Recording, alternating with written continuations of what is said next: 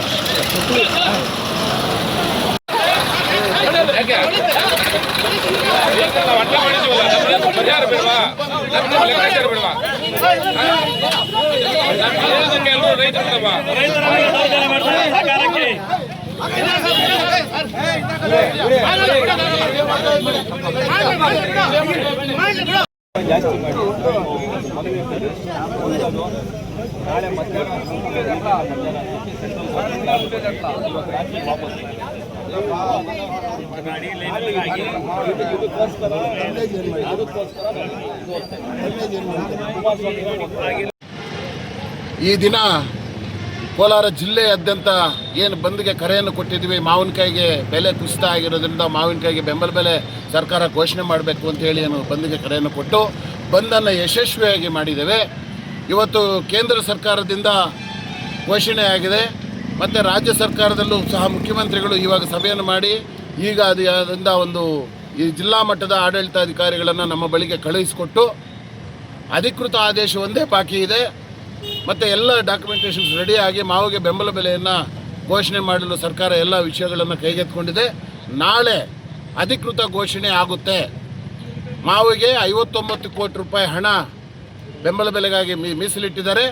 ಅದರಲ್ಲಿ ಒಂದು ಟನ್ನಿಗೆ 4,300 ರೂಪಾಯಿಗಳು 4,370 ರೂಪಾಯಿ ಒಂದು ಟನ್ನಿಗೆ ಮಾವಿಗೆ ಬೆಂಬಲ ಬೆಲೆ ನಿಗದಿಗೊಳಿಸಿದ್ದಾರೆ ಸರ್ಕಾರ. ಆದರೆ ಇದು ನಮಗೆ ತೃಪ್ತಿದಾಯಕವಿಲ್ಲ. ಇವತ್ತು ಕೊಟ್ಟಿರ್ತಕ್ಕಂಥದ್ದು ಸಾಲದು. ಹಿಂದಿನ ವರ್ಷ 4 ರೂಪಾಯಿ ಕೊಟ್ಟರು, ಪಕ್ಕದ ರಾಜ್ಯದಲ್ಲಿ ಈ ವರ್ಷ ಕೂಡ 4 ರೂಪಾಯಿ ಕೊಟ್ಟು ಕಂಪನಿಗಳಲ್ಲಿ 8 ರೂಪಾಯಿ ಒಂದು ಟನ್ನಿಗೆ ನೀವು ಖರೀದಿ ಮಾಡಬೇಕು ಅಂತ ಹೇಳಿದ್ದಾರೆ. ನಮ್ಮಲ್ಲಿ ಕಾರ್ಖಾನೆಗಳಿಲ್ಲದೆ ಇರೋದರಿಂದ ನಾವು ಸಹ ಬೇರೆ ಆಂಧ್ರ ಮತ್ತು ತಮಿಳುನಾಡು ಕಂಪ್ನಿಗಳ ಮೇಲೆ ಅವಲಂಬಿತರಾಗಿದ್ದೀವಿ. ಆದ್ದರಿಂದ ನಮ್ಗೆ ಯಾವುದೇ ಇಲ್ಲಿ ಕಂಪ್ನಿಗಳಿಲ್ಲದೆ ನಮಗೆ 4 ರೂಪಾಯಿಗೆ ಬಿಕ್ರಿ ಆಗ್ತಾಯಿದೆ ನಮ್ಮ ಮಾವಿನಕಾಯಿ. ಅದರಿಂದ ಕೂಡಲೇ ಸರ್ಕಾರ ಅದನ್ನು ಮರುಪರಿಶೀಲನೆ ಮಾಡಬೇಕು. ಮರುಪರಿಶೀಲನೆ ಮಾಡಿ ಕನಿಷ್ಠ 10,000 ರೂಪಾಯಿಗಳ ಒಂದು ಟನ್ನಿಗೆ 10,000 ರೂಪಾಯಿಗಳ ಬೆಂಬಲ ಬೆಲೆಯನ್ನು ಘೋಷಣೆ ಮಾಡಬೇಕು.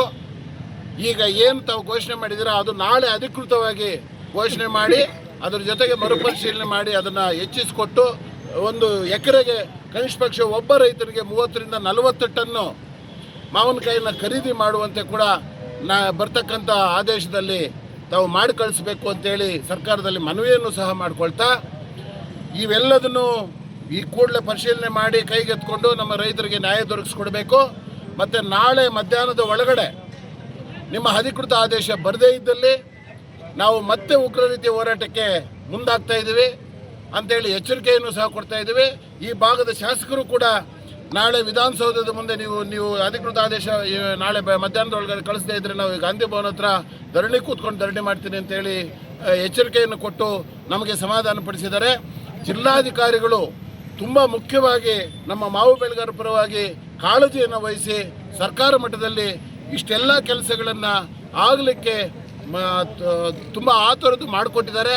ನಾವು ಜಿಲ್ಲಾಧಿಕಾರಿಗಳಿಗೆ ನಮ್ಮ ಎಲ್ಲ ಕೋಲಾರ ಜಿಲ್ಲೆಯ ಮಾವು ಬೆಳೆಗಾರರ ಪರವಾಗಿ ಅಭಿನಂದನೆಗಳನ್ನು ಕೂಡ ಸಲ್ಲಿಸುತ್ತಾ ನಾಳೆ ಬೇಗ ಅಧಿಕೃತ ಆದೇಶ ಆಗಲಿ ಮತ್ತು ದಯವಿಟ್ಟು 1 ಟನ್ನಿಗೆ 10,000 ರೂಪಾಯಿಗಳಂತೆ ಬೆಂಬಲ ಬೆಲೆ ಘೋಷಣೆ ಆಗಲಿ. ಅದರ ಜೊತೆಗೆ ಒಬ್ಬ ರೈತರಿಂದ 30ರಿಂದ 40 ಟನ್ ಕಾಯನ್ನು ಖರೀದಿ ಮಾಡುವಂತಾಗಲಿ ಎಂದು ನಾನು ಜಿಲ್ಲಾಧಿಕಾರಿಗಳಲ್ಲೂ ಮನವಿ ಮಾಡ್ತಾ ಸರ್ಕಾರದಲ್ಲೂ ಮನವಿ ಮಾಡ್ತಾ ಇವತ್ತಿನ ಬಂದನ್ನು ಹಿಂಪಡಿತಾ ಇದ್ದೇವೆ. ನಾಳೆ ಅಧಿಕೃತ ಆದೇಶದವರೆಗೂ ಕಾಯ್ತೇವೆ ಅಂತೇಳಿ ನಾನು ಮಾತನ್ನು ಮುಗಿಸ್ತೀನಿ.